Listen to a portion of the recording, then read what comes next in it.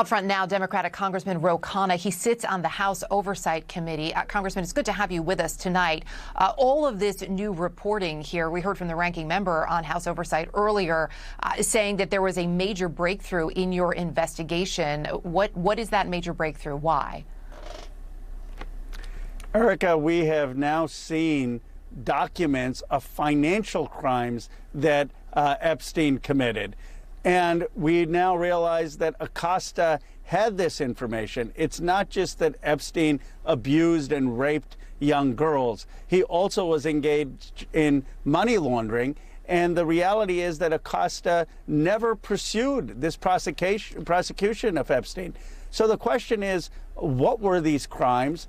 Who are the rich and powerful men who were paying millions of dollars to Epstein? What were they paying him for? And this is why we need a full release of the Epstein files. This is what Thomas Massie and I have been pushing for. We have 217 signatures. The day Adelita Grijalva gets sworn in, we will get a vote to have the full release of the files. You're mentioning this investigation into potentially money laundering. Bloomberg also reporting tonight this 18-month investigation into money laundering, for people who are not familiar, alongside the federal sex crimes probe that ended in this plea deal in 2008. So when you talk about Alex Acosta, as we referenced, he was asked specifically by Congresswoman Sansbury about whether there were, in her words, she said, "It's our understanding there were financial records collected as part of the investigation." Asked if he was aware of it, he said, "I don't recall a financial aspect of it. We were focused on the inappropriate acts that took place in Palm Beach." She then asked, "Was it ever discussed as part of a federal investigation?" He answers, "That was 20 years ago. I don't remember." Do you believe then that he lied to Congress?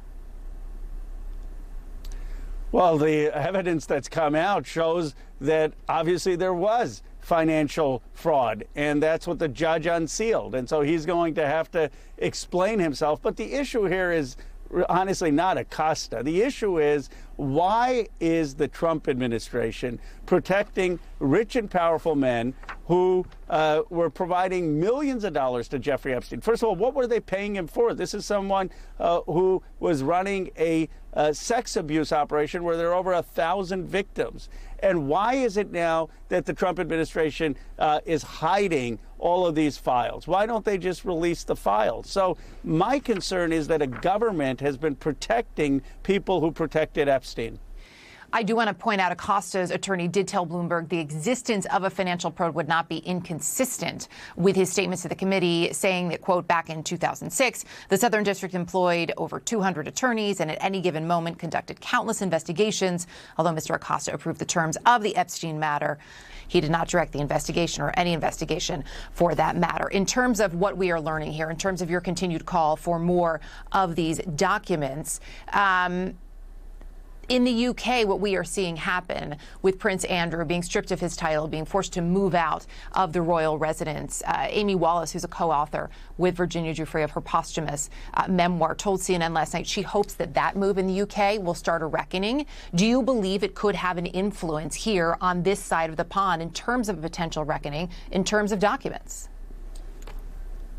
Yes, I do. First of all, the survivors have been so courageous. They stood with Thomas Massie and me in front of the Capitol, and Marjorie Taylor Greene, telling their stories of being raped and abused at the age of 14, having to recruit other junior high and high school students. And it's their courage and activism that has led to the Prince Andrew being stripped of all his titles. It's their courage and activism that has led to the British ambassador being sacked.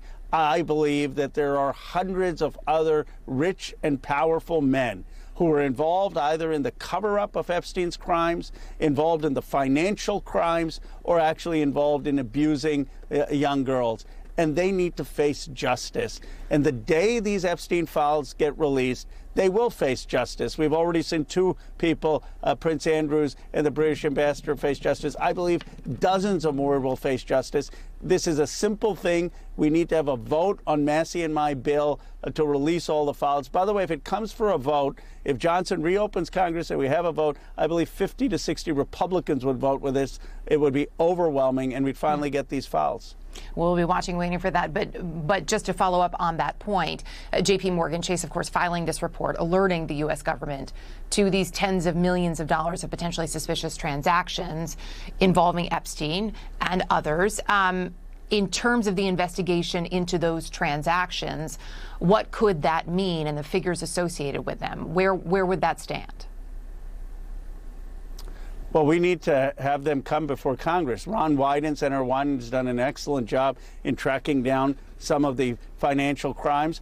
We should have them come before the Oversight Committee. We are demanding that J.P. Morgan and others come before the Oversight Committee and lend transparency to where this money is coming from and why someone is paying Epstein. I guess that's the big question. What are they paying him for? Why is he getting hundreds of millions of dollars? What is all this money going for? What is he doing? When we know he's running a sex trafficking ring, why are such powerful people involved with him? And that's really what the investigation will uncover. All right, Congressman, we appreciate your time tonight. Thank you.